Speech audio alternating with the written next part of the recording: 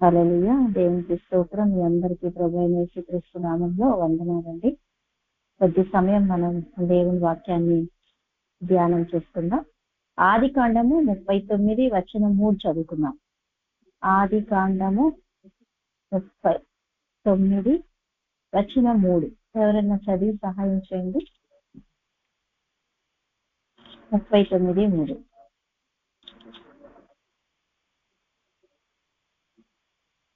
యెహోవా అతనికి తోడై ఉండెననియు అతడు చేసినదంతయు అతని చేతిలో యెహోవా సఫలము చేసెననియు అతని యజమానుడు చూచినప్పుడు. చాలా ప్రార్థన చేసుకున్నాం. పరిశుద్ధుడైన తండ్రి, ఆదికాండం 39:3 ఇప్పుడు మేము ధ్యానం చేసుకుని పోతుండగా, దేవా నువ్వు మాకు తోడుగా ఉంటేనే అన్నీ సఫలమవుతాయి. అప్పుడు నాయన మా యజమానుడు చూచినప్పుడు తండ్రి నిజంగా ఒక గొప్ప సాక్షిగా ఇంకా అధికమైన వాటి మీదకి ఇచ్చినట్లుగా నాడు యోసేపుకి దేవా నువ్వు మాకు తోడుగున్నావని లోకం గ్రహించాలి. నువ్వు మాకు తోడుగున్నావని మా యజమానుడు గ్రహించాలి. నువ్వు మాకు తోడుగున్నావని మా బంధువులు మా స్నేహితులు గ్రహించాలి. అందుకు ప్రభువా ఏ విధంగా యోసేపు వలె నీ మార్గంలో నడిచి వర్ధిల్లాలో ఈ వాక్యం ద్వారా అయ్యా మీరే మమ్మల్ని కొనసాగింపచేసి సహాయం చేసి దీవించమని యేసయ్య నామంలో అడిగి వేడుకొని ప్రార్థిస్తున్నాం తండ్రి. ఆమేన్. ఇక్కడ మనందరికీ తెలుసు యోసేపు గురించి. ఆదికాండము 39:3 గనక మనం చూస్తే, యెహోవా అతనికి తోడై ఉండెననియు అతడు చేసినదంతయు అతని చేతిలో యెహోవా సఫలము చేసెననియు అతని యజమానుడు చూచినప్పుడు. చూసారా, యజమానుడు పొతీఫరుకి యోసేపును చూడగానే అర్థమైంది, దేవుడు ఇతడు ఏ పని అప్పగించినా దేవుడు అతన్ని ఆ పనిలో సఫలం చేస్తున్నాడు. దేవుడే ఉన్నాను అను దేవుడే ఈ అబ్బాయికి తోడుగా ఉన్నాడు అని యజమానుడు చూచాడు. చూచినప్పుడు ఏమైందంటే అన్నిటి మీద అతనికి అధికారం ఇచ్చాడు. అట్లాగే మనం ఎక్కడన్నా పని చేయనివ్వండి, లేకపోతే మనకి ఎవరన్నా యజమానులు ఉండనివ్వండి, ఏది ఏమైనా కానీ దేవుడు మనకు తోడుగా ఉండాలి. మనం చేసిందంతా మన చేతిలో సఫలం చేయబడాలి. అప్పుడే మన జీవితంలో మన యొక్క పరిస్థితి నుంచి మనం విడిపింపబడగలం. అది యజమానుడు గ్రహించేటట్లుగా ఉండాలి. అట్లా దేవుడు మనకు తోడుగా ఉండి చేసేదంతా కూడా సఫలం కావాలి. అలా మనం ఏ పని చేసినా అన్నింట్లో సక్సెస్, అన్నింట్లో సఫలము, అన్నింట్లో అభివృద్ధి అని ఇతరులు గమనిస్తారో అదే మన శ్రమల నుంచి మనం విడుదల పొందటానికి కారణమవుతుంది. ఇక్కడ చూడండి, యోసేపు జీవితం తీసుకుంటే యోసేపును దేవుడు తన అన్నదమ్ముల్లోంచి తల్లిదండ్రులను అందరిలోంచి ముందే అతన్ని ఐగుప్తు దేశానికి పంపించాడు. ఐగుప్తు దేశానికి పంపించి మరి అతని జీవితంలో సంకెళ్ళు, ఇనుము అతని శరీరాన్ని ఎంతో బాధించింది. అది యోసేపు జీవితంలో నిజంగా ఒక గొప్ప పరీక్ష. కానీ ఆ పరీక్షలో కూడా యోసేపు మరి 1వ కీర్తనలో చెప్పుకున్నట్లుగా దుష్టుల ఆలోచన చొప్పున నడువక, పాపుల మార్గమును నిలువక, అపహాసకులు కూర్చుండు చోటను కూర్చుండక, యెహోవా ధర్మశాస్త్రమునందు ఆనందించుచు దివారాత్రములు దాన్ని ధ్యానించువాడు ధన్యుడు. చదువుతారు ఎవరైనా? ఆ తర్వాత వచనాన్ని మొదటి కీర్తన 1వ కీర్తనలో మొదటి 2 వచనాలు. అతడు నీటి కాలువల యోరన నాటబడినదై ఆకువాడక తన కాలం మందు అతడు చేయనదంతయు సఫలమగును. చూసారా,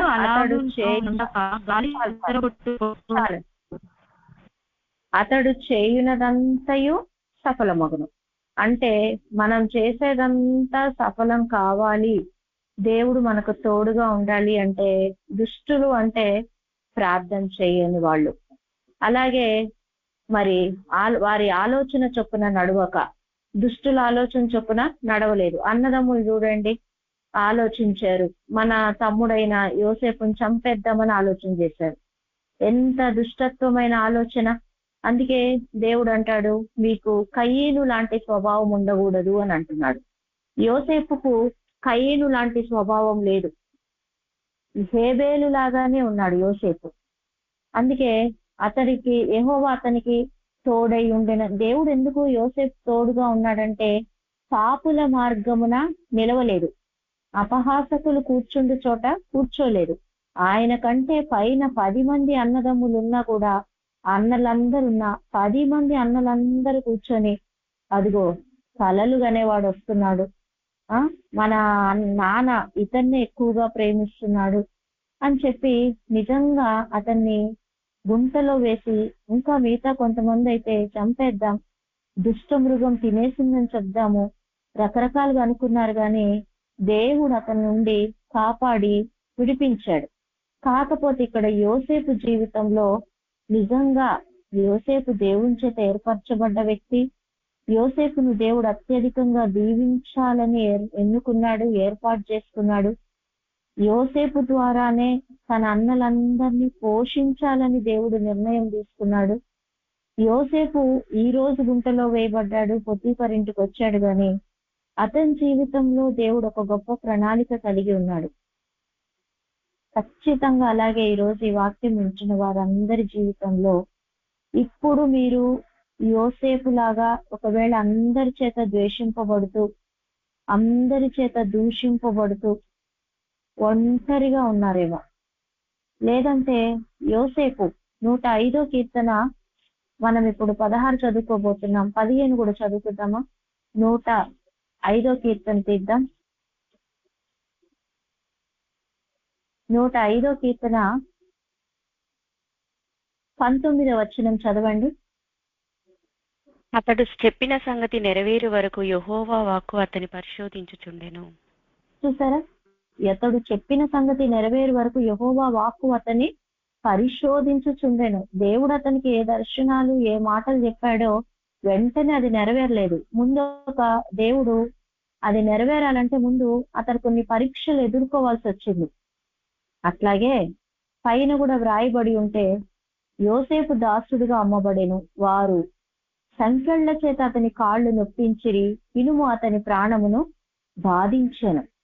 చూడండి 16వ వచనాన్ని చదువుకుందాం. 105వ కీర్తన 16. దేశం మీదికి ఆయన కరువు రప్పించెను, జీవనాధారమైన ధాన్యమంతయు కొట్టివేసెను. ఇక్కడ ఒక గొప్ప సంగతి ఏంటంటే, యోసేపు వేరొక దేశానికి అమ్మివేయబడ్డప్పటికీ దేవుడు జోక్యం చేసుకున్నాడు. ఎంతగా దేవుడు జోక్యం చేసుకున్నాడంటే, దేశం మీదికి ఆయన కరువు తెప్పించాను. ఒక్క యోసేపును ఆశీర్వదించడానికి ఐగుప్తు దేశం అంతా కరువు తెప్పించాడు దేవుడు. తన భక్తుల పట్ల దేవుడికి ఎంత ప్రణాళిక, ఎంత ఉద్దేశం ఉందో చూడండి. ఐగుప్తు దేశం అంతా కరువు రప్పించాడు. తరువాత ఆయన జీవనాధారమైన ధాన్యమంతయు కొట్టివేశను. ప్రతి ఒక్కరికి జీవనాధారం ధాన్యమే, కానీ ఆ ధాన్యమే పండకుండా భయంకరమైన 7 సంవత్సరాల కరువు ఎప్పుడైతే వచ్చిందో, ప్రజలంతా ధాన్యం ఎక్కడుంది, ధాన్యం ఎక్కడుంది, ధాన్యం ఎక్కడుంది అని వెతకటం ప్రారంభించారు. ధాన్యం ఎక్కడుంది అంటే యోసేపు దగ్గర. ఆల్రెడీ రాజుగారికి కల రావటం, కల భావంగా యోసేపు తెలియచేయటం, ఆ కలకి ఎప్పుడైతే యోసేపు అర్థం చెప్పాడో, మరి నువ్వే ఈ పనంతా మరి జరిపించు అని యోసేపు చేతికి పూర్తి అధికారం ఇవ్వటం, అతడు చేయిందంతా సఫలం. పూర్తిగా 7 సంవత్సరాల ఆ సమృద్ధి అయిన పంటను యోసేపు విజయవంతంగా దాచిపెట్టి, ఒక్క గింజ కూడా వేస్ట్ కాకుండా దాచిపెట్టబట్టం. ఆ తర్వాత వాళ్ళ అన్నదమ్ములకు కూడా కరువు కలగజేసి, అన్నదమ్ములంతా యోసేపు దగ్గరికి వచ్చి, అన్నలందరూ యోసేపు కాళ్ళ దగ్గర సాగిలపడి, తిరిగి తండ్రి కూడా అతని దగ్గరికి వచ్చి, దేవుడు ఏదైతే అతని జీవితంలో ప్రణాళిక కలిగి ఉన్నాడో అదంతా అక్కడ నెరవేర్చబడి, ఒక్క వ్యక్తిని, యోసేపును దేవుడు ఎంతగా మరి ఆశీర్వదించాడు. కాకపోతే ఇప్పుడు యోసేపుకు పొతీఫర్ ఇంట్లో ఒక పరీక్ష. ఏంటి పొతీఫర్ ఇంట్లో? ఇప్పుడు యోసేపు పొతీఫర్ ఇంటికి చేర్చబడ్డాడు. ఫస్ట్ గుంటలో వేయబడ్డాడు, పొతీఫర్ ఇంటికి వెళ్ళాడు. పొతీఫర్ ఇంటి దగ్గర కూడా యోసేపు దుష్టుల ఆలోచన చొప్పున నడవలేదు, పాపుల మార్గంలో నిలవలేదు, అపాసకులు కూర్చుండే చోట కూర్చుండలేదు. దేవుడితో సంబంధం కలిగి దేవుడు చెప్పినట్లుగా ఏ వాగ్దానం తన జీవితంలో దేవుడు ఇచ్చాడో అది నెరవేరాలంటే దేవుడు పరీక్షిస్తున్నాడని గ్రహించి ఎక్కడా కూడా తప్పు మార్గంలో నడవకుండా గెలిచాడండి. సేమ్ అట్లాగే ఈ వాక్యం వింటున్న ప్రతి ఒక్కళ్ళకు కూడా మీరందరూ కూడా యోసేపు లాగానే దేవుడు మిమ్మల్ని అందరి పట్ల దేవుడు ఒక గొప్ప ఉద్దేశం కలిగి ఉన్నాడు. అయితే యెహోవా అతనికి తోడై ఉండెననియు అతడు చేసినదంతయు అతని చేతిలో యెహోవా సఫలం చేసెననియు అతని యజమానుడు చూచినప్పుడు. అంటే ఇప్పుడు ఈ వాక్యం వింటున్న మన జీవితాల్లో కూడా మన యజమానుడు గ్రహించాల, దేవుడు వీళ్ళకు తోడుగా ఉన్నాడు, వీళ్ళు ఏ చేస్తే అది సక్సెస్ అవుతుంది అని గ్రహించాలి. అని అంటే యోసేపు లాగా మనం కూడా దేవుడికి చాలా దగ్గరగా ఉండాలి. అన్ని పరీక్షల్లో ఓర్చుకుంటూ, సహించుకుంటూ, గెలుచుకుంటూ, ఎవరిని పట్టించుకోకుండా, ద్వేషించే వారి వైపు చూడకుండా, మరి నిందలేసే వాళ్ళ వైపు చూడకుండా, ఇది నాకు ఒక పరీక్ష, ఇది నాకు దేవుడు పరీక్షిస్తున్నాడు, నేను దీన్ని ఓర్చుకుంటాను, నేను దీన్ని కొద్దిగా సహించుకుంటాను. ఇప్పుడే నిజంగా మనం ఆరాధన చేసుకున్నాం, యేసు ప్రభు ఏ రీతిగా ఓర్చుకున్నాడు. నిజంగా యేసు ప్రభు కూడా ఎవరి వైపు చూడకుండా ఆయన తండ్రి చిత్తం జరిగించడానికే సిలువ వేయబడ్డా, కొరడాలతో కొట్టబడ్డా, మేకులతో కొట్టబడ్డా, నిజంగా ఈ శరీరం అంతా ఆయన చిత్తానికి అప్పగిస్తూ నోరు మెదపలేదండి. అందుకనే ఆ పరీక్షలో యేసు ప్రభు విజయం పొందారు కనుకనే మరణము ఆయనను పట్టి ఉంచలేకపోయింది. మరణపు ముళ్ళు విరవబడింది. ఇక్కడ చూడండి, హోషియా గ్రంథంలో ఒకసారి తీసి చదువుతారు ఎవరైనా? హోషియా గ్రంథం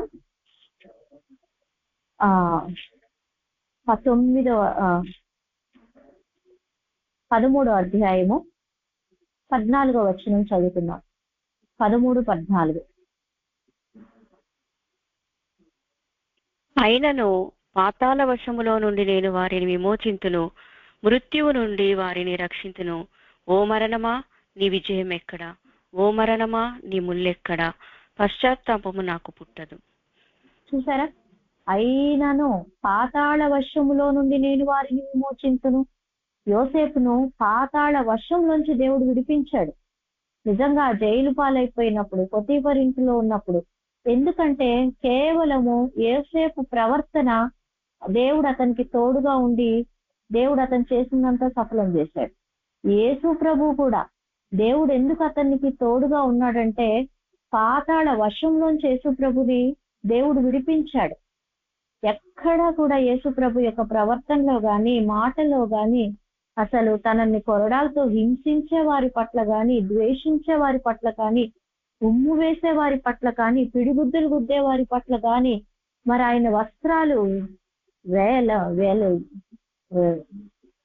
అమ్మి వేయటానికి, ఆయనని చీట్లు వేయటానికి వస్త్రాలు, అంతేకాదు చివరికి అసలు దొంగలు ఎంత భయంకరమైన దొంగతనం చేసేవాళ్ళు, కుడివైపునొకళ్ళు ఎడం వైపునొకళ్ళు వేలాడుతూ, పాపుల మధ్యలో దొంగల మధ్యలో వేలాడుతూ, చివరికి వాళ్ళు కూడా కిందంతా వాళ్ళ శబ్దాలు వినబడవేమో అనుకుంటే ఆ పైన పక్కనే కుడి చెవులోనే ఎడం చెవులోనే ఆ దొంగ కూడా నిన్ను నువ్వు రక్షించుకొని నన్ను రక్షించవా అని కూడా ఆఖరి మినిట్ లో కూడా నిజంగా ఆ పక్కలో బల్లెపోటు పొడిచినట్టు మాటలే మాట్లాడాడు. తను అన్ని దొంగ వైపు తిప్పే దొంగ వైపు చూడలేదు, కానీ పశ్చాత్తాపంతో నేడు నీవు నాతో కూడా పరదేశంలో ఉంటావని ఏ దొంగ అయితే బతిమలాడుకున్నాడో అతనికి మళ్ళా ఆఖరి నిమిషంలో కూడా శక్తి అంతా కూడా తీసుకొని అతనికి అంత కృపిచ్చాడు. అది మనం కూడా నేర్చుకోవాల్సింది. అదే ఏదన్నా మన పరిస్థితులు, ఇది మీకు ఒక పరీక్ష అండి. ప్రతి ఒక్కరికి ఇప్పుడు ఒక పరీక్ష. దీంట్లో మీరు ఒంటరైపోయి ఉండొచ్చు, ఎన్నో రకాలు, యోసేపుకి వచ్చిన సమస్యలు, యేసు ప్రభుకి వచ్చిన సమస్యలు. కానీ ఎప్పుడైతే దేవుడు మనల్ని నమ్ముతాడో, మన యజమానుడైన యేసు ప్రభు మరి నువ్వు గెలవటం చూస్తాడో, ఈ లోకంలో ఉన్న నీ పైన ఉన్న యజమానులు, మనకు భార్యకు భర్త యజమాని, అలాగే నువ్వు పనిచేసే చోట నీకు యజమాని, దేవుడు మనకు యజమానుడు. అలాగే ఎవరైనా గాని, నువ్వు ఇప్పుడు ఎవరైనా అన్నదమ్ములు కావచ్చు, ఏ పరిస్థితిలో ఉన్నా గాని వారు దేవుడే నీకు తోడుగా ఉన్నాడని వాళ్ళు గనక నిన్ను చూసినప్పుడు ఏ విధమైన కీడు ఆపద కలగకుండా గొప్ప విజయంతో, ఎందుకంటే దేవుడు ఒక్క యోసేపు కొరకు ఐగుప్తు దేశం అంతటా కరువు రానిచ్చాడు. ఒక్క యోసేపు కొరకు మరి దేవుడు మరి ధాన్యాగారం అంతా, జీవనాధారం అంతా పోగొట్టుకునేటట్లుగా చేసి చివరికి వాళ్ళే వచ్చి ఎవరినైతే చంపాలనుకున్నారో, ఎవరినైతే అమ్మేశారో వాళ్ళ దగ్గరికి వచ్చి బియ్యం తినటానికి గింజలు కొనుక్కునే పరిస్థితి దేవుడు తీసుకొని వచ్చాడు. మన జీవితంలో కూడా అలాగే, మీ జీవితంలో కూడా అలాగే. ఇప్పుడు మీరు అనుభవిస్తున్నంత ఒక పరీక్ష అని, ఈ పరీక్షలో తప్పక గెలవాలి. మీ హృదయంలో నిజంగా ఒక్కొక్కరికి ఒక్కొక్క దుఃఖం ఉన్నది, నిజమే. కానీ గెలిస్తే నువ్వు చేసేదంతా దేవుడు సఫలం చేస్తాడు తప్పకుండా. దేశం మీరికి ఆయన కరువు రప్పించెను, జీవనాధారమైన ధాన్యం అంతయు కొట్టివేశాను. ఇప్పుడు మీరు గనక దేవుడికి సమీపంగా ఉంటే దేవుడే జోక్యం చేసుకొని అలాంటి పరిస్థితులు కలగచేసి నీకు విజయం ఇవ్వటానికి దేవుడు ఒక కార్యం చేయబోతున్నాడు. హల్లెలూయా. చూడండి, అందుకే ఎలాగ మనము దేవుడు యోసేపులాగా మరి దేవునికి దగ్గరగా జీవించాలి అని అంటే, జెఫన్యా గ్రంథం 3వ అధ్యాయము 14వ వచనం చదువుకుందాం.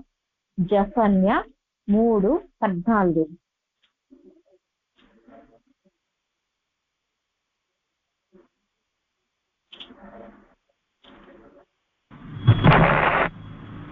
సియోను నివాసులారా, చదవండి.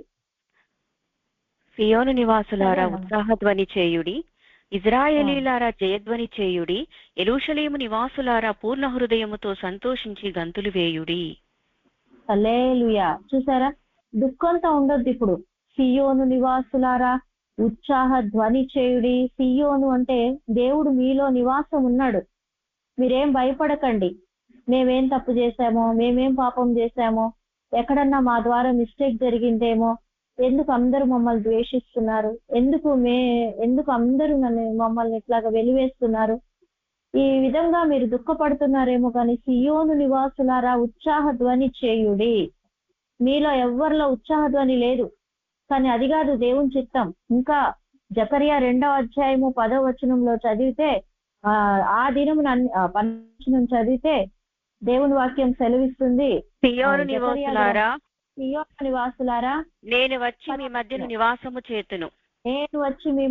నివాసము చేతును, సంతోషముగా నుండి పాటలు పాడుడి.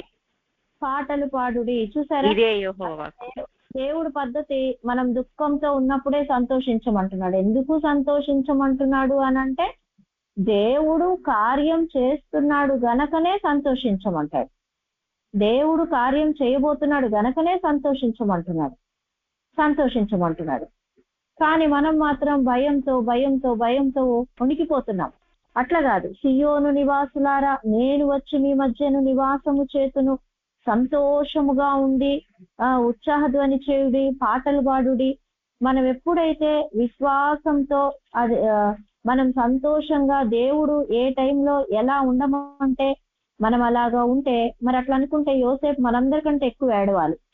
యోసేపు మనందరికంటే ఎక్కువ నా కర్మ ఏంటి, నా బాధ ఏంటి, నా పుట్టుకే మంచిగా లేదు, పుట్టంగానే తల్లి చచ్చిపోయింది, ఇప్పుడు చూడు ఎట్లాంటి పరిస్థితి వచ్చిందో, నేనేం తప్పు చేశాను, నేనేం బాధ చేశాను, ఎందుకు నా అన్నదమ్ములు నన్ను ద్వేషిస్తున్నారు, ఎందుకు పొతీఫర్ ఇంట్లో కూడా ఇట్లాంటి పరిస్థితి వచ్చింది ఏంటి అని ఎన్నో రకాలుగా అనొచ్చు. అట్లా చేయట్లేదు.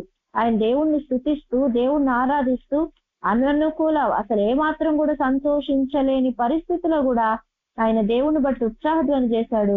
కనుకనే దేవుడు అతనికి తోడుగా ఉన్నాడు. దేవుడు అతనికి తోడుగా ఉండటమే కాదు, అతడు ఏది చేసినా దేవుడు సక్సెస్ అయ్యేటట్టుగా, సఫలమయ్యేటట్లుగా చేశాడు. కనుక ఇప్పుడు కూడా సియోను నివాసులారా ఉత్సాహధ్వని చేయుడి. మీలో ఉత్సాహధ్వని పోయిందంట. ఉత్సాహధ్వని వేరు, మామూలు ధ్వని వేరు. ఏడుపు ధ్వని, ఉత్సాహధ్వని వేరు, ఏడుపు ధ్వని వేరు. నేను ఇప్పుడు ఇక్కడ మా మందిరంలో ఒక అమ్మకు చాలా శోధన ఉన్నది. శోధన ఉంటే దేవుని దగ్గరికి వచ్చింది, మందిరానికి వచ్చింది, పూర్తిగా విడుదలైపోయింది.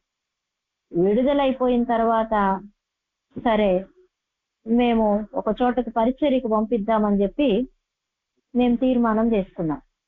దేవుడు కూడా ద్వారాలు తెరుస్తున్నాడు. సరే వచ్చే వారం ఈ అమ్మాయిని, ఈమెను, భర్తను పరిచర్యకు పంపిద్దాం పలానా ఊరికి అనేసరికి అసలు సడన్ గా మళ్ళా శోధన వచ్చింది.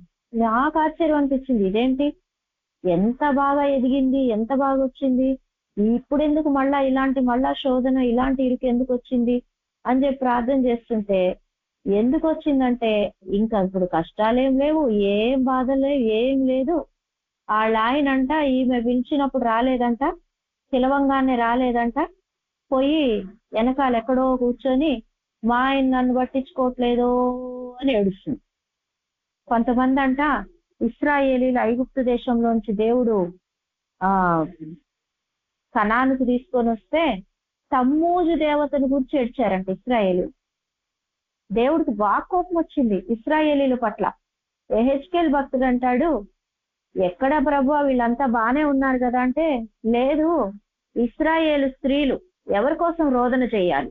ఇశ్రాయేలు స్త్రీలు సంతోషించి ఆనందించి గంతులేసి మాకిచ్చిన రక్షణ దేవుడు ఎంత విలువైంది, మాకిచ్చిన అభిషేకం దేవుడు ఎంత విలువైంది, పోతే పోయింది, కష్టాల నుంచి దేవుడు మమ్మల్ని తప్పకుండా విడిపిస్తాడని సంతోషించి ఆనందించి ఉత్సాహించాల్సింది పోయి ఆ తమ్మూజు దేవతను గురించి తిండి కోసం ఏడ్చే వాళ్ళు ఉంటారు. ఒక చిన్న బంగారపు వస్తువు కొని లేదని, ఎవరో పలకటం లేదని, చాలా చిన్న చిన్న విషయాల కోసం ఇక పగలు రాత్రి ఏడ్చుకుంటా ఉంటే ఇక దయ్యంగాకేమొస్తుంది? మేం ప్రార్థన చేస్తే దయ్యమా అంది. ఇగో ఈమె ఏడ్చుకుంటాడ కూర్చొని ప్రార్థన చేస్తుంది, ప్రార్థన కూడా చేయట్లే, ఏడ్చుకుంటా మా ఆయన నాతో సరిగా బలకట్లేదు. ఆయన ఏదో పని మీద ఇప్పుడే వస్తానని పోతే పలకట్లేదు అనేసరికి వచ్చి శోధన కూర్చుంది. ఏదన్నా ఇంకా మీరు ఏదో ఎదిగారనుకున్నా గానీ దేన్ని బట్టి సంతోషించాలి, దేనికి ఏడవాలి? అసలు దేవుడికి ఎందుకు అంత బాధ కలిగింది? దేన్ని బట్టి సంతోషించాలి? దేవదూతలు తినే ఆహారాన్ని మాకు ఇచ్చాడే, మన్నాతో పోషిస్తున్నాడే అని సంతోషించాలా? సయ్యి సారం లేని మన్నా అని ఏడవాలా? ఏడ్చినందుకే వాళ్ళు నశించిపోయారు. శనికి సంహారకుని చేతిలో నశించిపోయారు. కనుక ఉత్సహించాల్సిన మనము దేవుడిచ్చిన కృపను బట్టి, దేవుడిచ్చిన ఆశీర్వాదాన్ని బట్టి, దేవుడు మనల్ని ఒక అంచెలంచెలుగా హెచ్చించడాన్ని బట్టి ఉత్సహిస్తూ, ఇప్పుడు ఏదన్నా పరిస్థితులు వస్తే ఇంకింతకు ముందు వేరే పరిస్థితి నుంచి విడిపించాడు, దేవుడు ఇప్పుడు కూడా విడిపిస్తాడు అని చెప్పి మరి ఆ విధంగా సంతోషించాల్సింది పోయి ఆనాటి ఇశ్రాయేలీలు మరి మన్నా గురించి ఏడ్చినట్లుగా, నీళ్లు లేవని ఏడ్చినట్లుగా, మరి ఇంకా రకరకాలుగా ఏడ్చినట్లుగా మనం కూడా అది లేదని ఇది లేదని వాటి గురించి చిన్న చిన్న వాటి కోసం ఏడిస్తే దేవుడికి ఎంత దుఃఖం చెప్పండి. ఎట్లా మనకు దేవుడు తోడుగా ఉంటాడు? సియోను నివాసులారా ఉత్సాహధ్వని చేయుడి, ఇశ్రాయేలీలారా జయధ్వని చేయుడి. ఇశ్రాయేలీలు అంటే పట్టుదల ప్రార్థన ఉంది ఈ రోజు ఈ వాక్యం వింటున్న వాళ్ళకి, కానీ జయధ్వని లేదు. జయధ్వని ఏంటి? యేసు ప్రభు నిజంగా మరణపు ముళ్ళును విరిచి మన కోసం తిరిగి లేచాడు.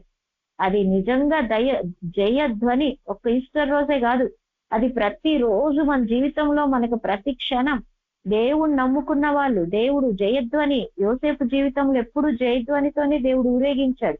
పౌలు భక్తుడు అంటున్నాడు, విజయోత్సవంతో దేవుడు మమ్మల్ని ఊరేగిస్తున్నాడు.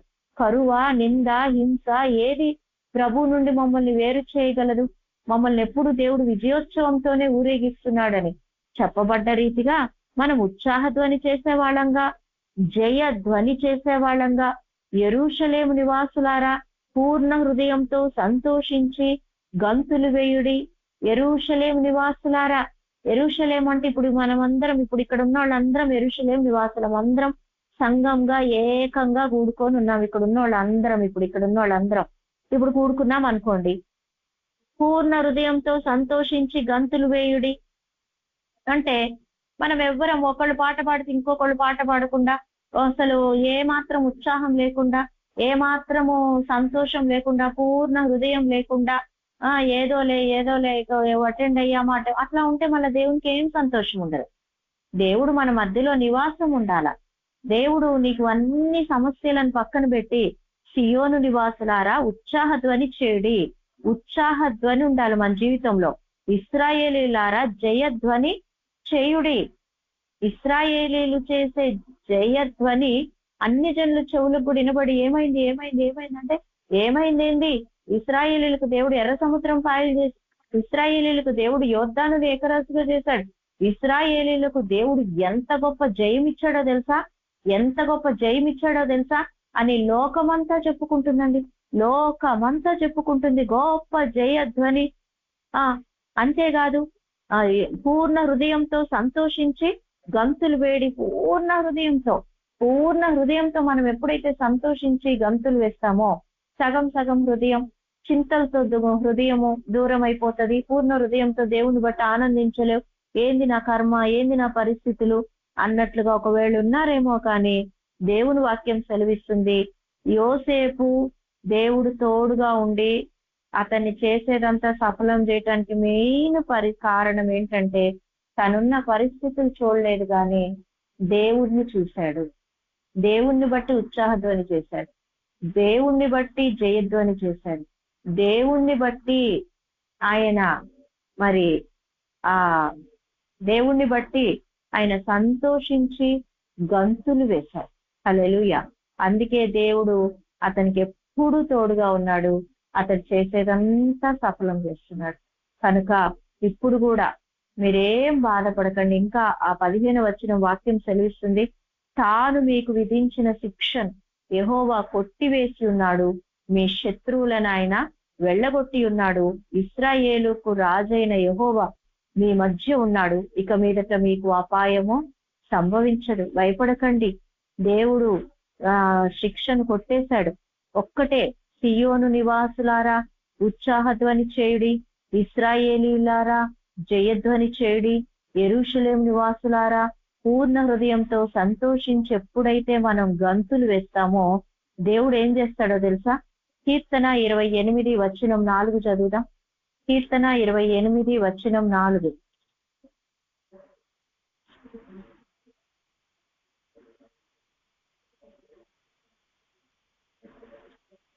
వారి క్రియలను బట్టి, వారి దుష్ట క్రియలను బట్టి వారికి ప్రతీకారము చేయుము. వారు చేసిన పనిని బట్టి వారికి ప్రతీకారము చేయుము, వారికి తగిన ప్రతిఫలమిమ్ము. చూసారా, మనం ప్రార్థన చేయాలా? వారి క్రియలను బట్టి, వారి దుష్ట క్రియలను బట్టి వారికి ప్రతీకారము చేయుము. దుష్ట క్రియలు నిజంగా కొంతమంది ఎంతగానో దీనుణ్ణి దుష్టుడు వడిగా తరుముతున్నాడు. కొంతమంది తమ క్రియల చేత, దుష్ట క్రియల చేత కుటుంబాల్లో నెమ్మది లేకుండా అపవాది శక్తుల చేత పీడింపబడుతూ నిజంగా వారి జీవితంలో నెమ్మది లేకుండా చేస్తున్న దుష్టుడు ఉన్నాడు. కాబట్టి మనందరం ప్రార్థన చేస్తూ ఉత్సాహధ్వని చేస్తూ వారి క్రియలను బట్టి, వారి దుష్ట క్రియలను బట్టి వారికి ప్రతీకారం చేయుము. వారు చేసిన పనిని బట్టి వారికి ప్రతీకారం చేయుము, వారికి తగిన ప్రతిఫలము ఇమ్ము. అట్లా ప్రార్థన చేయాల. దేవా, దుష్టుడికి తగిన ప్రతిఫలం ఇవ్వు. దుష్టుడు నశించుకోవాలి కానీ నువ్వు నేను నశించుకోకూడదు. అక్కడ అన్నదమ్ములకు యోసేపుకు మధ్య పనిచేస్తుంది దుష్టుడు. దుష్టుడు యోసేపు యొక్క సంతానం వర్ధిల్లకూడదు, దుష్టుడు యాకోబు యొక్క సంతానం వర్ధిల్లకూడదు. వాడు ఎప్పుడు కూడా నశించిపోవాలి, ఇశ్రాయేలీలు బాగుపడకూడదు. ఇది దుష్టుడి యొక్క ఆలోచన. కానీ యోసేపు జీవితం ద్వారా దుష్టుడి యొక్క ఆలోచన అంతా అణిగిపోయి దేవుడు దుష్టుడికి తగిన ప్రతిఫలం ఇచ్చాడు. అక్కడ అపవాది అణిగిపోయి యోసేపు హెచ్చింపబడ్డాడు. అతని యొక్క అన్నదమ్ములంతా కరువు కాలంలో పోషింపబడ్డారు. దుష్టుడు అనుకున్నాడు ఈ కరువులో ఇక అన్నదమ్ములందరూ చచ్చిపోతారులే, యాకోబుకు పుట్టిన కొడుకులందరూ చచ్చిపోవాలా, వాళ్ళు ఎవ్వరు బతకూడదు. ఇది దుష్టుడి యొక్క ఆలోచన. దేవుడు అలాగా కలగ చేయలా. వారికంటే ముందే, దుష్టుడి ఆలోచన కంటే ముందే అక్కడ యోసేపుని రెడీ చేసి పెట్టాడు. ఏ కరువు వస్తే ఎవరు చనిపోతారు? లేదు, అందరూ బతికారు. ఈ రోజు దుష్టుడు నశించిపోవాలంటే మనం చేయొద్దు అని చేసేవాళ్ళం. ఈరోజు నీ కష్టాలను బట్టి బాధపడద్దు. ఎందుకంటే అసలు ఒక విచిత్రం అండి, దేవుడు ఎలాంటి కార్యం చేస్తాడో రాజుల గ్రంథంలో మీకు ముందు చెప్తాను. రాజుల గ్రంథంలో ఏమైతుందంటే, ఇశ్రాయేలు రాజు ఏం చేస్తాడంటే యెహోషాపాతు దగ్గరికి వెళ్ళి కబురు పంపి, అయ్యా మోయాబీలు మా మీదకి యుద్ధానికి వస్తున్నారు, నువ్వు తోడుగా రా అంటాడు. ఇశ్రాయేలు రాజు దేవునికి ఇష్టంగా లేడు. ఆహాబు సంతానం అస్సలకే చాలా చెడుతనం నడుస్తున్నారు. కానీ ఎప్పుడైతే మోయాబీలు వచ్చి వారి మీదకి యుద్ధానికి వస్తున్నారో, ఇశ్రాయేలు రాజు యూదా రాజు అయిన యెహోషాపాతు సహాయం కోరుకున్నాడు. ఎప్పుడైతే యూదా రాజు యొక్క సహాయము ఈ ఇశ్రాయేలు రాజు కోరుకున్నాడో, ఇశ్రాయేలు రాజు యూదా రాజు ఏమన్నాడంటే, నేనెందుకు రాను, నువ్వు పిలిస్తే నా గుర్రాలు నీ గుర్రాలు కావా, నా జనులంతా నీ జనులే, నా గుర్రాలు నీ గుర్రాలే, నేను బయలుదేరి వస్తా అన్నాడు. ఈ లోపు ఎదోము రాజు కూడా వచ్చాడు. అంటే 3 రాజులు బయలుదేరారు. ఇశ్రాయేల్ రాజు, యూదా రాజు అయిన యెహోషాపాతు, ఎదోము రాజు. ఈ 3 రాజులు ఎంత విచిత్రం చూడండి. ఇశ్రాయేలు యూదా రాజు బయలుదేరి వాళ్ళు ఏం చేశారంటే, ఎటు పోదామంటే ఇగో ఇటు పోదామన్నారు. అక్కడ ఏం దేవుడు ఆలోచన లేదు, బయలుదేరారు. 7 రోజులు తిరిగి తిరిగి తిరిగి నీళ్లు లేవు, వాళ్ళ జంతువులు అన్ని కూడా చనిపోయే పరిస్థితికి వచ్చినాయి. అప్పుడు యెహోషాపాతు రాజు మిగతా 2 అన్నారు, మన 3 దేవుడు, మళ్ళీ అక్కడ దేవుడి పేరు చెప్తున్నారు, 3 రాజులమైన మనం మోయాబీలకు అప్పగించాలని యెహోవా మనలను పిలిచెననగా. ఇక్కడ చూడండి, రాజుల 2వ గ్రంథం 3వ అధ్యాయము 8వ వచనం చదవండి. మనము ఏ మార్గమున పోవుదుమని యెహోషాపాతు అడుగగాతడు ఎదోము అరణ్య మార్గమున పోవుదుమని చెప్పాను. అసలు ఈ చెప్పింది ఎవరు? దేవుడి దగ్గర నుంచి వచ్చిన ఆన్సర్ కాదు. యెహోషాపాతు అడుగుతున్నాడు ఏ దారిలో పోదాము అని అంటే, మనం ఈ దారిలో పోదామని సొంత నిర్ణయంతో చెప్పాడు ఇశ్రాయేలు రాజు. సరే, ఇశ్రాయేలు రాజును, యూదా రాజును, ఎదోమ రాజును బయలుదేరి 7 దినములు చుట్టూ తిరిగిన తర్వాత వారితో కూడానున్న దండు వారికి పశువులకు నీళ్లు లేకపోయాను. అప్పుడు ఇశ్రాయేల్ రాజు అంటున్నాడు, దేవుడి మీద వేస్తున్నాడు. ఇప్పుడు ఉత్సాహించి సంతోషించాల్సింది పోయి, అరే దేవుడు మనకున్నాడని ఈయన సొంత ఆలోచన ప్రకారం ఇటు పోదామని అనుకున్నాడు, కష్టపడ్డాడు. ఇప్పుడు ఏమంటున్నాడు, కటకట 3 రాజులమైన మనలను మోయాబీల చేతికి అప్పగింపవలెనని యెహోవా మనలను పిలిచెననగా. అసలు దేవుడు పిలిచాడా? పిలవలేదు. దేవుడి మీద ఆధారపడాల్సింది ఇశ్రాయేల్ రాజేమో యెహోషాపాతు రాజును పిలుచుకుంటే, యెహోషాపాతు రాజేమో బంధుత్వాన్ని బట్టి వెనక ముందు ఆలోచించకుండా నా జనులు నీ జనులు, నా గుర్రాలు నీ గుర్రాలని. యోదేము రాజేమో ఇంకా అసలుకే దేవుడితో ఏ సమాత్రం సంబంధం లేకుండా ఆయన లోకానుసారంగా ఉంటే, ఇశ్రాయేల్ రాజు ఇటు పోదామని ఆయన సొంత ఆలోచన ప్రకారం నడిస్తే, 3 కలిసి నీళ్లు దొరకకపోతే లాస్ట్కి పోయి దేవుడి మీద వేస్తున్నారు. ఇక ఈసారి కొద్దో గొప్ప భక్తి ఉంది యెహోషాపాతుకి. అన్నాడు, ఎవరన్నా ప్రవక్త ఉన్నారా, అతని దగ్గర మనం విచారణ చేద్దాము అని అన్నాడు. అప్పుడు ఎలీషా దగ్గరికి వెళ్ళారు. ఎలీషా అంటున్నాడు, ఇదిగో యెహోషాపాతు రాజు గనక నా దగ్గరికి రాకపోతే మీ ఇద్దరిని అసలు నేను లెక్కే చేయకపోదును అన్నాడు. ఎందుకంటే వాళ్ళిద్దరు దేవునికి ఇష్టంగా లేరు. కనీసం 14వ వచనం, ఎలీషా ఇట్లా, నేను ఎవని సన్నిధిని నేను నిలవబడి ఉన్నానో ఇశ్రాయేలు దేవుడనైన ఆ యెహోవా జీవం తోడు యూదా రాజైన యెహోషాపాతును నేను గౌరవము చేయని ఎడల నిన్ను చూచుటకైనను లక్ష్య పెట్టుటకైనను ఒప్పకపోదును. తర్వాత ఎలీషా ఒక మంచి సలహా ఇచ్చాడు. వాయిద్యం వాయించే వాళ్ళు వాయిస్తూ ఉండగా ఎలీషా మీదకి దేవుని ఆత్మ బలంగా దిగొచ్చి యెహోవా సెలవిచ్చిందేమనగా, ఈ లోయలలో చాలా గోతులను తవ్వించుడి. యెహోవా సెలవిచ్చినదేమనగా, గాలియే గాని వర్షమే గాని రాకపోయినను మీరును మీ మందలును మీ పశువులను తాగుటకు ఈ లోయ నీళ్లతో నిండును. ఇది యెహోవా దృష్టికి అల్పమే. ఆయన మోయాబీయులను మీ చేతికి అప్పగించును. మీరు ప్రాకారం గల ప్రతి పట్టణమును, రమ్యమైన ప్రతి పట్టణమును, కొల్లబెట్టిన మంచి చెట్లనల్లా నరికి నీళ్ల బావులన్నిటిని పూడ్చి సమస్తమైన మంచి భూములను రాళ్లతో నెరపివేయుదురు అనేను. బాగా అర్థం చేసుకోండి. ఇక్కడ మన దేవుడు మనకు ఎలాంటి మాట మనకి ఈ రోజు అర్థం చేసుకోవాలంటే, వారి క్రియలను బట్టి, వారి దుష్ట క్రియలను బట్టి వారికి ప్రతీకారం చేయము, వారు చేసిన పనిని బట్టి ప్రతీపకారము చేయుము, వారికి తగిన ప్రతిఫలం ఇమ్ము. నీకు సమస్య వచ్చిందా? అయితే మనుషులంతా మంచోళ్లే, కానీ సమస్య దుష్టుడి దగ్గర నుంచి వచ్చినప్పుడు దేవుని దగ్గరికి వెళ్ళాలి. ఇశ్రాయేల్ రాజులాగా సొంత ఆలోచన ప్రకారం కాకుండా మనం దేవుని దగ్గరికి వెళ్ళి ఉత్సాహధ్వని చేస్తూ, దేవుని దగ్గరికి వెళ్ళి దేవుణ్ణి పూర్ణ మనసుతో ఆరాధిస్తూ, దేవుణ్ణి బట్టి సంతోషిస్తూ, దేవా ఈ సమస్యలో మేము ఎలా నడవాలి, ఏం చేయాలని సలహా మనం దేవుని దగ్గర తీసుకునే వాళ్ళంగా ఉండాలి.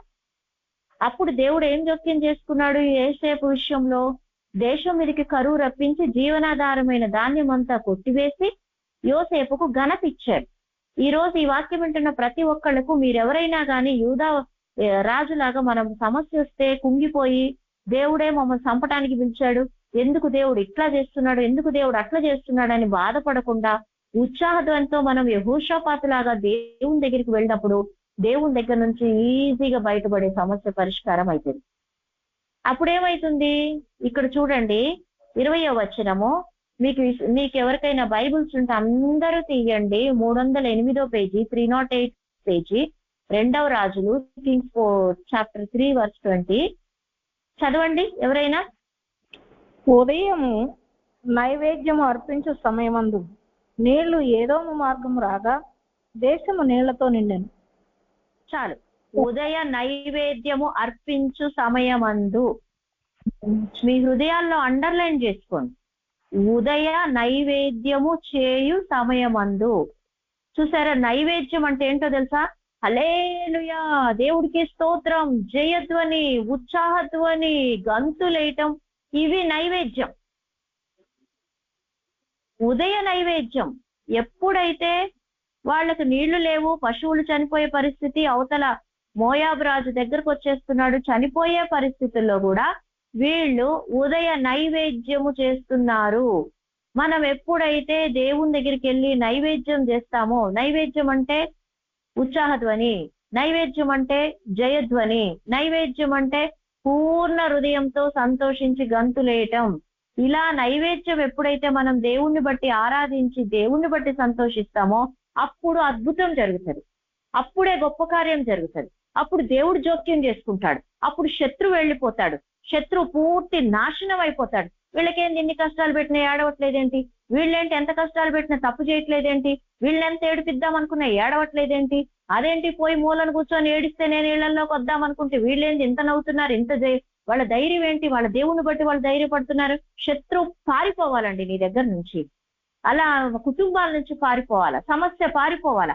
దేవుణ్ణి జీవితంలో జోక్యం చేసుకొని యోసేపును హెచ్చించినట్లుగా నీకు తోడుగా ఉండి అన్ని సఫలం చేసి దేవుడు సక్సెస్ చేయాలంటే ఉదయ నైవేద్యం అర్పించు సమయమందు లోయలన్నీ గుంటలన్నీ కూడా నీళ్లతో నిండి ఉండెను. ఆ నీళ్ళు ఎక్కడి నుంచి వచ్చినాయి, ఎట్లా నిండిని, అది అద్భుతం అండి. దూరం నుంచి మోయాబు రాజును చూస్తే ఆ రిఫ్లెక్షన్ లో, ఆ ఎర్రమట్టి ఆ నీళ్ల రిఫ్లెక్షన్ లో వాళ్ళకి మొత్తం రక్తం లాగా కనబడింది. వాళ్ళు అనుకున్నారు, వామ్మో చాలా మంది చచ్చిపోయారు మనోళ్లే, ఇక పదండి పారిపోదామని శత్రువు వెళ్ళిపోయాడు. చూసారా నైవేద్యం వల్ల ఎంత గొప్ప అద్భుతమో, దేవుణ్ణి అడగటం మూలాన ఎంత గొప్ప అద్భుతం. దేవుని బట్టి పూర్ణ హృదయంతో దేవుని బట్టి సంతోషించటం మూలాన మన జీవితంలో అద్భుతం జరుగుతుందండి. ఈ రోజు దేవుడు తోడుగా ఉండి చేయున్నదంతయు సఫలం కావాలి అని అంటే తప్పకుండా నైవేద్యం ఉండాలి, జయధ్వని ఉండాలి, ఉత్సాహధ్వని ఉండాలి, పూర్ణ హృదయంతో సంతోషించి గంతులేసే అనుభవం. సమస్య వైపు చూడొద్దు, పరిస్థితుల వైపు చూడొద్దు, అవమానాల వైపు చూడొద్దు, నిన్ను హేళన చేసే వాళ్ళ వైపు చూడొద్దు. యోసేపు లాగా, యేసు ప్రభు లాగా, నిజంగా యేసు ప్రభు అయితే ఎంత భయంకరమైన పరిస్థితులండి. కానీ తండ్రి వైపే మనస్సు, నీ చిత్తమే కనుకనే ఆ సమయంలో కూడా ప్రార్థనే చేస్తూ తండ్రి చిత్తాన్ని జరిగించాడు. మరణపు పాతాళ వర్షంలోంచి యేసుప్రభుని దేవుడు లేపాడు. మరణమా నీ ముల్లెక్కడా? అయిపోయింది. అపవాది ఓడిపోయింది. అపవాదికి ప్రతిఫలం అయిపోయింది. దాని తల చిత్తగొట్టబడింది. మానవ జాతికి అంతటికి గొప్ప రక్షణ, గొప్ప విడుదల వచ్చింది. ఈ రోజు నీ ద్వారా నీ కుటుంబం అంతటికి విడుదల, నీ ద్వారా ఒక్క యోసేపు ద్వారా యాకోబు వంశమంతా కరువు కాలంలో పోషింపబడ్డారు. ఒక్క నీవు ఏ పరిస్థితి వైపు చూడకపోతే నీ ద్వారా నీ వంశం, నీ కుటుంబాలన్నీ బాగుపడబోతున్నాయి. వాళ్ళందరూ పోషింపబడబోతున్నారు. వాళ్ళంతా దుష్టుడి నుంచి విడిపించబడబోతున్నారు. నిజమైన సంతోష సమాధానాలు నీ జీవితంలోకి రావటానికి సిద్ధంగా ఉన్నాయి. దేవుడు మీకు తోడుగా ఉండి చేసేదంతా సఫలం చేస్తా అంటున్నాడు. అది యజమానుడు కూడా గ్రహించి దేవుడి కార్యం మీ జీవితంలో జరగబోతుంది. కానీ చూడండి, ఇంకను మనం ఏ విధంగా నడవాలి? ఎఫెసీలకు రాసిన పత్రిక 6వ అధ్యాయము 9వ వచనం. ఎఫెసీ 6:9.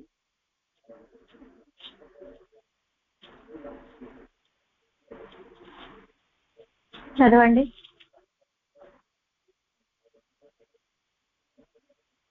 హలో. యజమానులారా, మీకును వారికి యజమానుడైన వాడు పరలోకమందున్నాడనియు ఆయనకు పక్షపాతము లేదనియు ఎరిగిన వారై వారిని బెదిరించుట మాని ఆ ప్రకారమే వారి ఎడల ప్రవర్తించుడి. హల్లెలూయా.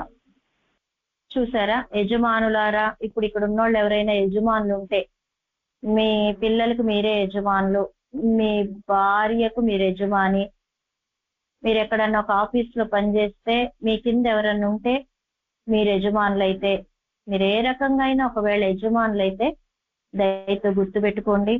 పొతీఫర్ యజమానుడే గాని న్యాయం విచారించకుండా అన్యాయంగా మరి యోసేపును జైలు పాలు చేశాడు. అన్నలే యజమానులు పాపం యోసేపుకి, కానీ కల చెప్పినందుకే ఆయన గుంటలో వేసి ఆయన్ని చంపాలనుకున్నారు. కానీ మనం కూడా అదే, అందుకే యోసేపుకు దేవుడు యజమానినిగా చేశాడు. కానీ యోసేపు నాకు టైం వచ్చింది కాబట్టి అని అన్నల మీద పగబట్టి వాళ్ళని ఏ రకంగా కూడా హాని చేయలేదు, బెదిరించలేదు. పదవిలో ఉండి కూడా, అధికారం ఉండి కూడా. సేమ్ అట్లాగే మనం కూడా యజమానులం, నిజమే. అయితే యజమానులారా, నీకును వారికి యజమానుడైన వాడు పరలోకమందున్నాడనియు, మనకు కూడా ఒక యజమానుడు పరలోకంలో ఉన్నాడు, ఆయనకు పక్షపాతం లేదనియు, మనకు అసలు ఎప్పుడు అందుకే దావీదు అనే భక్తుడు ప్రార్థన చేస్తున్నాడు, దురభిమాన పాపంలో పడకుండా నీ సేవకుణ్ణి ఆపుము, వాటిని నన్ను ఏలనివ్వకండి అంటున్నాడు. అది సౌలులో ఒక దురభిమానం, తన కొడుకే రాజవ్వాలి, నేనే ఎప్పుడు రాజవ్వాలి, దావీదు రాజుగా ఉండకూడదు అని ఒక దురభిమానంతో దావీదును చంపాలనుకున్నాడు. విషపు చూపు నిలిపాడు. మనం ఎవ్వరి మీద విషపు చూపు నిలపకూడదు. మనం యజమానులం. అయితే మనకి దేవుడు యజమానుడు, ఆయనకు పక్షపాతం లేదు. మనకు పక్షపాతం ఉండొచ్చేమో, దేవునికి పక్షపాతం లేదు. కాబట్టి వారిని బెదిరించుట మాని, మీరెవరైనా కానీ ఎవరినైనా బెదిరిస్తుంటే బెదిరించటం మానేయండి ఇప్పటి నుంచి. వారి ఎడల ఆ ప్రకారమే వారి ఎడల ప్రవర్తించుడి. చాలా మర్యాదగా. యేసు ప్రభు మన మీద, అందరి మీద యజమానుడు, కానీ ఎప్పుడన్నా మన మీద అట్లా ప్రవర్తిస్తుందా? కాబట్టి దయతో ఇక్కడ ఎవరో యజమానులు ఉన్నారు, మరి మీ కింద ఉన్న వాళ్ళని బాగా బెదిరిస్తుండ్రట. అసలు ఏందో, ఆటో ఎక్కగానే ఆటో వాడిని తిడతారు, కారు ఎక్కగానే కారు వాడిని తిడతారు, హోటల్కి వెళ్తే సర్వర్ని బెదిరిస్తారు. ఎంతసేపు అయింది, టైం ఎంత అయింది, ఏంది ఇంకా రాదా, ఏమనుకుంటున్నావు, మేము ఖాళీగా కనపడుతున్నాం, అట్లా ఇట్లా ఇట్లా అట్లా. అసలు ఎక్కడెక్కడ కోపాలన్నీ ఒకవేళ ఆ సర్వర్ మీద చూపిస్తున్నారేమో. అట్లా ఎవరి మీదైనా కానండి, నిజంగా మనం బాగా తగ్గించుకొని, అయ్యో మనకొక యజమానుడు ఉన్నాడు, మనకి ఆ యజమానుడి దగ్గర నుంచి తీర్పు వస్తుంది, కాబట్టి ఎవరి మీద పక్షపాతం ఉంచొద్దు అని చెప్పి బెదిరించటం మానేసి వారి ఎడల ప్రేమతో ప్రవర్తించాలని దేవుడు చెప్తుంటుండగా లోబడదాం మనం. రోమీలకు రాసిన పత్రిక 11వ అధ్యాయము 9వ వచనాన్ని చదువుకుందాం. రోమ 11:9. మరియు వారి భోజనము వారికి ఉరిగాను బోనుగాను ఆటంకముగాను వారి క్రియలకు ప్రతిఫలముగాను ఉండునుగాక. చూడండి, ఇక్కడ రోమా సంఘస్థులు దేవుడి యందు ఆసక్తి ఉంది కానీ వారి ఆసక్తి నిజంగా దేవుడి చిత్తానుసారంగా లేదు. వారి సొంత నీతిని, అదే మాట 10వ అధ్యాయం 3వ వచనం చదవండి. 1:10 రోమా 10:1-2-3. సహోదరులారా, ఇజ్రాయేలీయులు రక్షణ పొందవలెననియు నా హృదయాభిలాషయు వారి విషయమై నేను దేవునికి చేయు ప్రార్థనయునై ఉన్నవి. వారు దేవుని యందు ఆసక్తి గలవారని వారిని గూర్చి సాక్ష్యమిచ్చుచున్నాను. అయినను వారి ఆసక్తి జ్ఞానానుసారమైనది కాదు. ఏలయనగా వారు దేవుని నీతి నెరుగక తమ స్వనీతిని స్థాపింపబూనుకొనుచు దేవుని నీతికి లోబడలేదు. విశ్వసించు ప్రతివాని చాలు చూసారా? కాబట్టి మనము సొంత ఆలోచన ప్రకారం రోమా సంఘస్థులకు భక్తి లేదంటే చాలా భక్తి ఉంది, కానీ సొంత ఆలోచన ప్రకారం మరియమ్మను ఆరాధించడం లాగా రకరకాలుగా దేవుని చిత్తానికి వ్యతిరేకంగా ఆరాధిస్తున్నారు. ఈ రోజు మనం ఉచ్చాధ్వని దేవుణ్ణి ఆరాధించే పద్ధతి ఏంటి? యజమానులైతే ఎవరిని మనం బెదిరించొద్దు, కానీ వారిని బెదిరించొద్దు. అయితే ఇక్కడ రోమా సంఘంలో కూడా 11వ అధ్యాయంలో 5 నుంచి నేను చదువుతున్నాను. అయితే దేవోక్తి అతనితో ఏం చెప్పుచున్నది? ఇప్పుడు చూడండి, అంత ఏలియా కూడా ఏమంటున్నాడు? దేవా, నేనొక్కడనే నించున్నాను, నేనొక్కడనే, తాను ముందెరిగిన తన ప్రజలను దేవుడు విసర్జింపలేదు. ఏలియాను గూర్చిన భాగంలో లేఖనము చెప్పున్నది మీరు ఎరుగరా? ప్రభువ వారు నీ ప్రవక్తలను చంపిరి, నీ బలిపీఠములను పడగొట్టిరి, నేనొక్కడనే మిగిలి ఉన్నాను, నా ప్రాణము తీయజూచుచున్నారు అని ఇశ్రాయేలీయులకు విరోధముగా దేవుని ఎదుట అతడు వాదించుచున్నాడు. ఏలియా ఎంత గొప్ప భక్తిగా మరి బయలు వాళ్ళని నరికివేసి దేవుడు అతని ప్రార్థన ఆలకించి ఇంత చేస్తే, ఇప్పుడు దేవుని దగ్గరికి వచ్చి నేనొక్కడే అసలు నీ కోసం రోషంగా ఉంది, మిగతా వాళ్ళంతా వేస్ట్, మిగతా వాళ్ళు ఇశ్రాయేలీలంతా ఏ ఒక్కళ్ళు కూడా పనికి వచ్చే వాళ్ళు లేరు అన్నట్లుగా నేనే గొప్పోడిని, మిగతా వాళ్ళంతా ఇట్లాంటి వాళ్ళు అని దేవుని దగ్గరే అంటున్నాడు. అయితే దేవోక్తి అతనితో ఏమి చెప్పుచున్నది? బయలుకు మోకాళ్ళు నని 7,000 మంది పురుషులను నేను శేషముగా ఉంచుకొని ఉన్నాను. దేవుడు ఒక చిన్న ఆన్సర్ ఇచ్చాడు ఏలియాకి. బయలుకు మోకాళ్ళు ఉన్నని వాళ్ళు 7,000 మంది ఉన్నారయ్యా నాకు ఇంకా అన్నాడు. అయిపోయాలా ఏలియాకి? కొన్నిసార్లు మనం అనుకుంటాం, నేనొక్కడనే భక్తి పర్రాలని, నేనొక్కడనే భక్తి పర్రుని, మిగతా వాళ్ళంతా ఇట్లా ప్రవర్తిస్తున్నారు, అట్లా ప్రవర్తిస్తున్నారు, వాళ్ళు ఇట్లాంటి వాళ్ళు అట్లాంటి వాళ్ళు అని అనుకొని మనకు మనం గ్రేట్ అనుకుంటాం. ఆనాటి ఏలియా కూడా అది అంత గొప్ప ప్రవక్తే అట్లా చేశాడు. అందుకే అప్పటి కాలమందు సైతం కృప యొక్క ఏర్పాటు చొప్పున శేషం మిగిలి ఉన్నది. దేవుడు ఎప్పుడు శేషాన్ని ఉంచుకునే దేవుడై ఉంటున్నాడు. మనం చూసే విధానం వేరు, దేవుడు చూసే విధానం వేరు. అది కృప చేతనైన ఎడల ఇకను క్రియల మూలంగా అయింది కాదు, కానీ ఎడల కృప ఇకను కృప కాకపోను. అలాగైతే ఏమగును? ఇశ్రాయేలు వెతుకున్నది ఏదో అది వారికి దొరకలేదు, ఏర్పాటు నొందిన వారికి అది దొరికెను, తక్కిన వారు కఠిన చిత్తులైరి. చూసారా? అందుకే కొంతమందికి దేవుని దగ్గర నుంచి దొరకట్లా. ఎందుకంటే వాళ్ళకు కఠిన హృదయం కఠినపరుచుకుని వాడు కీడులో పడతాడని ఉంది. మనం ఎప్పుడు మన హృదయాన్ని కఠినపరచుకోకూడదు. మన చుట్టూ ఉన్న వాళ్ళంతా భక్తిహీనులు, నేనొక్కడనే భక్తి పరుణ్ణి, నేనొక్కడనే దేవుని కోసం రోషం కలిగి ఉన్నాను, నేనొక్కడనే గనక ప్రార్థన చేయకపోతే అసలు ఇంకా ఏముంది, మా కుటుంబం అంతా నాశనం అయిపోతుంది, లేదా అట్లా ఇట్లా ఎప్పుడు అట్లా అనుకోకూడదండి. నేటి వరకు దేవుడు వారికి నిద్రమత్తు గల మనస్సును, చూడలేని కన్నులను, వినలేని చెవులను ఇచ్చి ఉన్నాడని వ్రాయబడి ఉన్నది. మరియు వారి భోజనము వారికి ఉరిగాను బోనుగాను ఆటంకముగాను వారి క్రియలకు ప్రతిఫలముగాను ఉండును గాక. చూసారా? మనం గనక అట్లా నేనొక్కడనే భక్తి పరుని ఇంకెవ్వరు లేరు అని గబొక్కని మీరు అనుకుంటున్నారేమో గాని అది ఓడిపోతాం మనం. యోసేపు అట్లా అనుకోలే. పౌలు అయితే నేను ప్రధాన పాపిగా అన్నాడు. దావీదు అంటున్నాడు, నేను మిన్నల్ని ఓటి కుండ వంటి వాడను, పాపంలో పుట్టాను, పాపంలోనే నా తల్లి నన్ను గర్భంలో ధరించింది అంటున్నాడు. యేసు ప్రభు కూడా ఈ లోకంలో నిజంగా శరీరధారి అయిన దినములలో మహా రోదనతో, వేదనతో, కన్నీళ్లతో యేసు ప్రభు ఎంత దీనత్వంతో ఉన్నాడు. మనం మాత్రం అసలు మనం అందరము నిజంగా యేసు ప్రభు చూడండి, చనిపోయే ముందు కూడా అందరిని క్షమించాడు. నేనొక్కడనే పరిశుద్ధుణ్ణి, వీళ్ళంతా చూడు ఎంత పనికిమాలినోళ్ళు, పాపాత్ములు, కొరడా దెబ్బలు కొట్టారు, ఇంత సృష్టికర్తను నన్నిట్లా చేస్తారా అని చెప్పి వాళ్ళు ఎవరిని శపించలేదు. అక్కడండి అసలు అపవాది ఓడిపోయింది. తండ్రి వీరేమి చేయుచున్నారో వీరెరుగరు గనక వీరిని క్షమించండి. ఆ వర్డ్ చాలండి అసలుగా. అపవాది పూర్తిగా టోటల్ గా ఓడిపోయిందండి. ఈ రోజు మన జీవితంలో కూడా అపవాది ఓడిపోయి నిజంగా నీ జీవితంలో దేవుడు విజయం ఇవ్వాలి అని అంటే రోమా సంఘస్థులు ఎట్లాగైతే హృదయాన్ని కఠినపరుచుకొని మరి వినలేని చెవులు చూడలేని కన్నులతో ఏలియా లాగా దేవునికే వాళ్ళ మీద విరోధంగా వీళ్ళు చూడు ఎట్లున్నారు అనేటట్లుగా మనసు కలిగి ఉంటే ఈరోజు తీసేసుకుందాం. దేవాన్ని ఎవరి గురించి మనకు అనవసరం అండి. పూర్తి హృదయంతో మరి మనం దేవుని వైపు తిరిగే వాళ్ళంగా ఉండాల. అదే మనం అందుకే అన్నదమ్ములు వచ్చి కూడా యోసేపుని అంటూ ఉంటే, మీరందరూ కరువు కాలంలో పోషించబట్టానికి దేవుడు నన్ను ముందుగా పంపాడు, ఏం బాధపడకండి అన్నాడు. కానీ మీ అందరు చెడ్డోళ్ళు, నేను ఒక్కడినే మంచోడిని కాబట్టి నన్ను ఈ స్థితిలో ఉంచాడని అని అనలేదండి. ఈరోజు అది ఒక లైట్ ఏమంటారు, చాలా చిన్న వెయిన్స్ శరీరంలో ఎలా ఉంటాయో ఇది ఒక వెయిన్ అండి. చాలా చిన్న నరం అనుకోండి, అది ఎంత మనకు నష్టాన్ని తెస్తుందో ఆలోచించండి.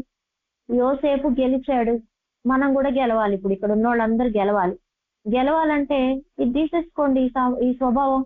నేనొక్కడనే భక్తుడిని, నేనొక్కడనే భక్తురాల్ని, నేనే ఇన్ని కష్టాలు పడుతున్నా, నేను కాబట్టి నా కుటుంబం ఇట్లుంది, నేను చేయబట్టే నా భర్త ఇట్లున్నా, నేను చేయబట్టే నా పిల్లలు ఇట్లున్నారు. తీసేసుకుందాం ఈరోజు. కాబట్టే మన భోజనం వారికి ఉరిగాను బోనుగాను ఆటంకం గాను వారి క్రియలకు ప్రతిఫలం గాను ఉండును గాక. కాబట్టి దేవుడే శత్రు ఎడల ప్రతిఫలం చూపించాలంటే ముందు మనము యోసేపు లాగా ప్రతి పరీక్షలో గెలిచే వాళ్ళంగా ఉండాలి. ఇప్పుడే అట్లా గనక మనం రెండు ఒకటి ఉత్సాహధ్వని చేయాలి, ఎవరిని యజమానులంగా బెదిరించొద్దు, మరి కఠిన హృదయంతో మన దురభిమానంతో మనం అట్లా ప్రవర్తించకుండా ఉంటే విలాప 3:23 చదువుదాం. విలాప 3:23, విలాప వాక్యము 3వ అధ్యాయము 23వ వచనం. అనుదినము నూతనముగా ఆయనకు వాత్సల్యత పుట్టుచున్నది, నీవు ఎంతైనా నమ్మదగిన వాడవు. హల్లెలూయా. చూసారా, ఆయన ఎంతైనా నమ్మతగినవాడు. ఎంత నమ్మితే అంత గొప్ప కార్యం చేస్తాడు. అనుదినము నూతనంగా ఆయనకు వాత్సల్యత పుట్టుచున్నది. దేవుడికి ఇప్పుడు మన మీద వాత్సల్యత పుడితే ఇప్పటి వరకు నువ్వు అనుభవిస్తున్న శ్రమలు ఒక్క సెకండ్ చాలండి. ఒక్క సెకండ్ లోనే మార్చిపోవటానికి. ఎంతసేపు, ఒకే ఒక్క రాత్రి రాజుగారి కలొచ్చు. తెల్లారి యోసేపు జీవితం జైల్లో లేడు, ఆయన మీద నింద కూడా అంతా మర్చిపోయాడు. ఎంత గొప్ప జీవితం యోసేపుకి ఇచ్చాడు. ఈరోజు దేవుడు ఈ వాక్యం వింటున్న ప్రతి ఒక్కరికి తోడుగుంటానంటున్నాడు. ఈ వాక్యం వింటున్న ప్రతి ఒక్కరు ఏది చేసినా సఫలం చేస్తా అంటున్నాడు. నీ హృదయంలోకి ఏ చిన్న నరం నేను కాబట్టి అని తీసేసేయండి. ఈ రోజు నుంచి ఎవరిని బెదిరించకండి. సమస్యల్లో కుంగిపోకుండా జయధ్వని చేయండి. ఏమో నీ కుటుంబానికి దేవుడు నిన్ను ఈ విధంగా నియమించాడు కనుక హృదయం కఠినపరుచుకొని ఏలియాలాగా కూడా మాట్లాడొద్దు. ఇప్పుడే దేవుని వైపు తిరిగితే దినము నూతనంగా ఆయనకు వాత్సల్యత పుట్టుచున్నది. దేవుడు ఇప్పుడు మన పట్ల వాత్సల్యం చూపించడానికి ఇష్టపడుతున్నాడు. ఆయన ఎంతైనా నమ్మతగిన దేవుడు. ఆయన మీద మనం పెట్టుకున్న నమ్మకం ఎన్నడూ వమ్ము చేసే దేవుడు కాదు. ఈ జీవితంలో యోసేపుకి ఇచ్చిన గొప్ప కృప ఇప్పుడు ఇయ్యబోతున్నాడు. అందరం తలలు వంచి కళ్ళు మూసుకొని ప్రార్థన చేద్దాం. పశ్చాత్తాపంతో దేవుని దగ్గరికి వద్దాం. దేవా నన్ను క్షమించండి, నా హృదయం కఠినమైపోయింది ప్రభా.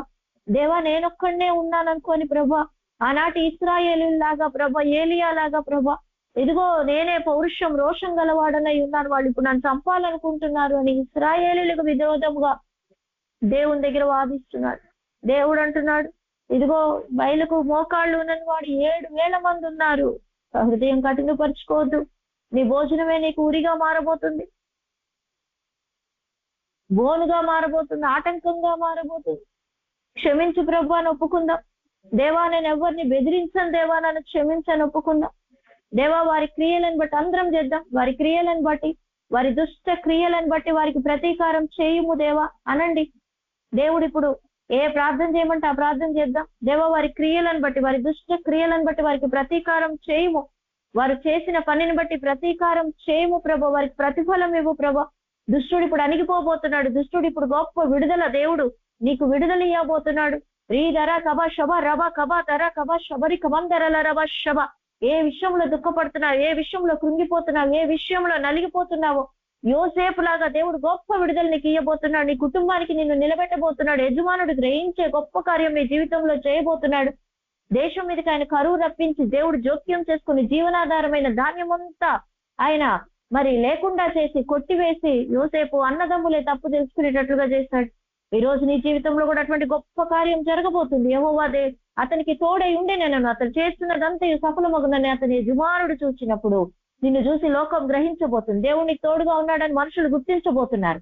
ఉరిదా రకబ శబ రబ కబ తర కబ శబరి కబందరల రబ ఈ జింబాబాబాబా రకముందు రకాల రబ శబ ఈ జీక బరబర కందురి కల రబ శబ రిబా ఖమా సమరి కబ శబ. దేవుడు కార్యం మీరు చూడబోతున్నారు. ఎవరు భయపడక్కర్లేదు. ప్రార్థన చేసుకున్నారు. ప్రైజ్